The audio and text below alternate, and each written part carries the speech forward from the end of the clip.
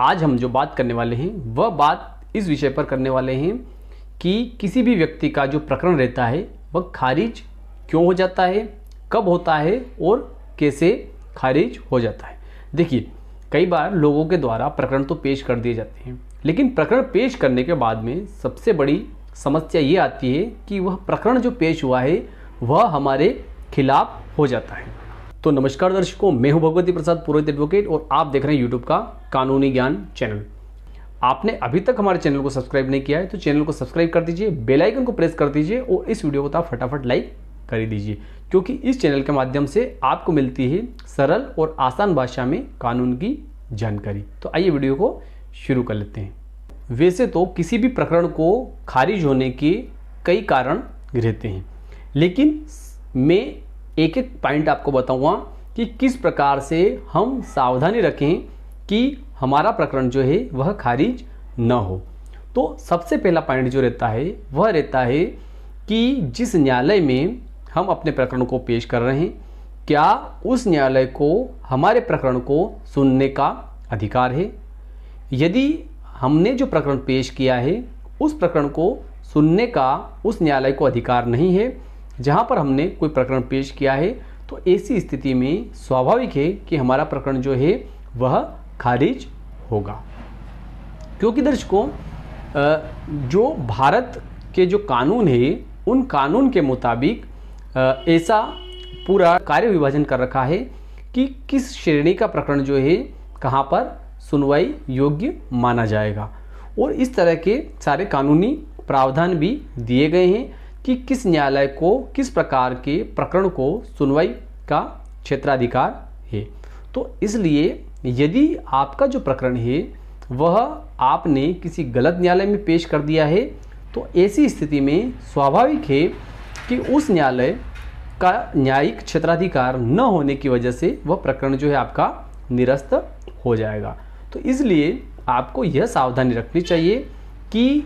आप अपना प्रकरण जो है उसी न्यायालय में पेश करें जहां पर कि उस न्यायालय को उस प्रकरण को सुनने का अधिकार हो, अर्थात उस प्रकरण का निराकरण करने का उस न्यायालय को अधिकार हो।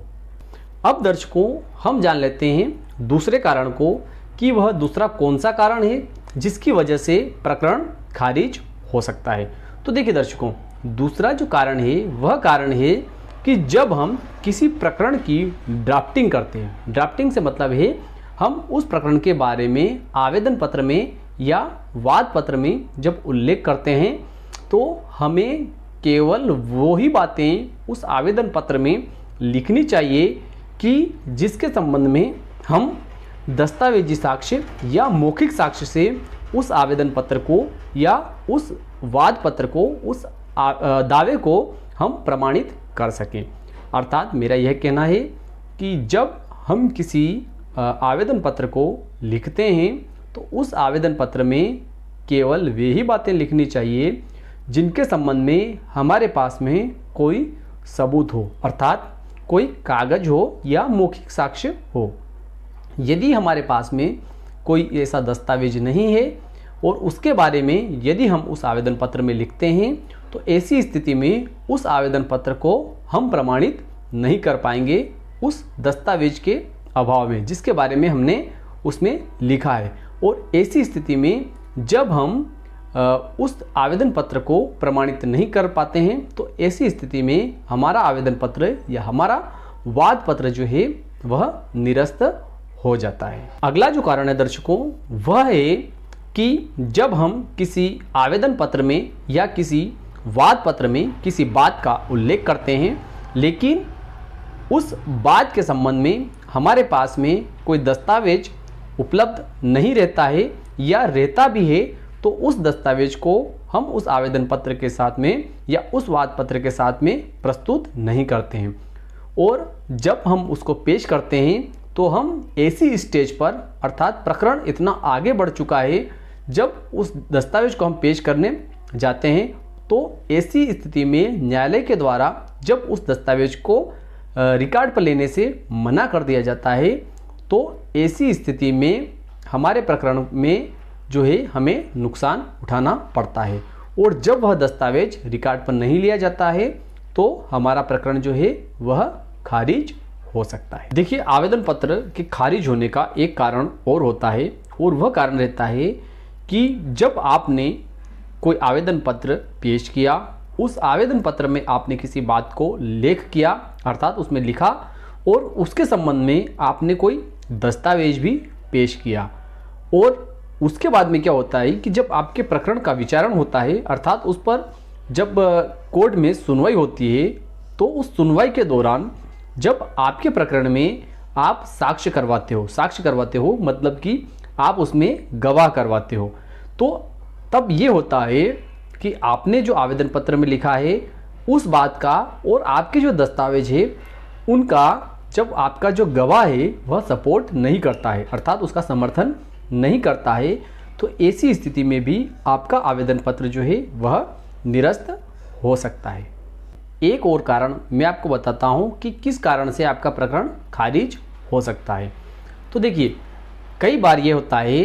कि किसी पक्षकार के द्वारा एक बार आवेदन पत्र प्रस्तुत किया जा चुका है और उस आवेदन पत्र में आदेश पारित कर दिया गया है, लेकिन वह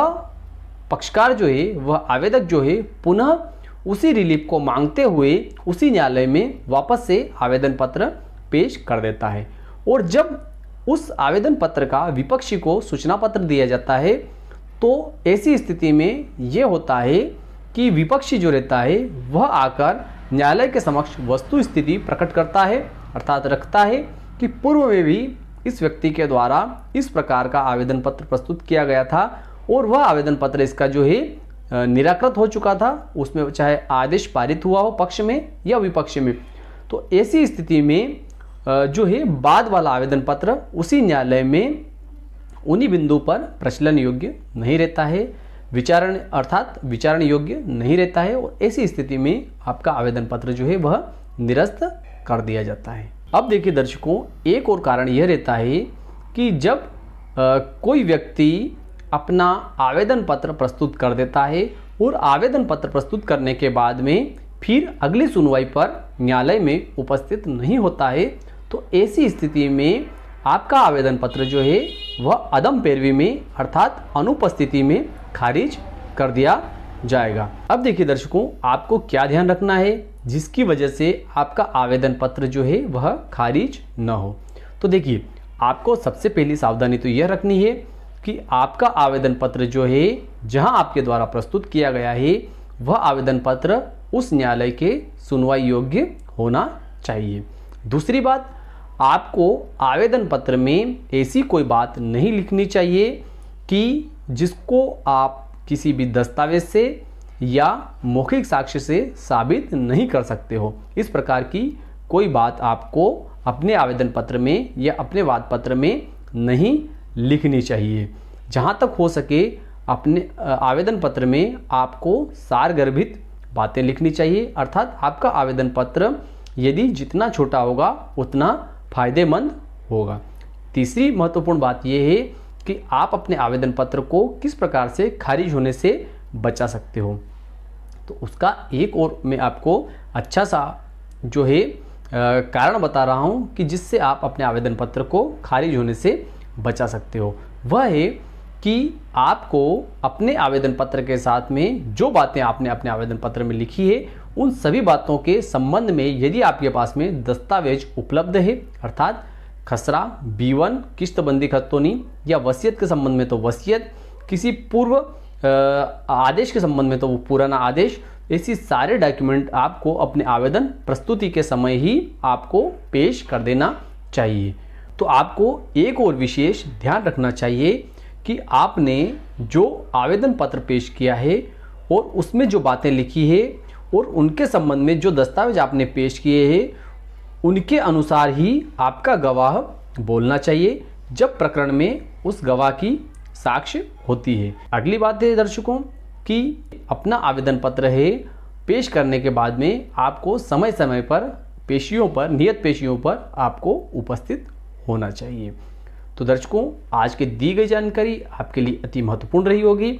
यदि आपने अभी तक हमारे चैनल को सब्सक्राइब नहीं किया तो चैनल को सब्सक्राइब कर दीजिए, बेल आइकन को प्रेस कर दीजिए और इस वीडियो को आप फटाफट लाइक कर ही दीजिए, क्योंकि इस चैनल के माध्यम से मिलती है आपको सरल और आसान भाषा में कानून की जानकारी। तो फिर मिलते हैं अगले वीडियो में, तब तक के लिए जय हिंद जय भारत।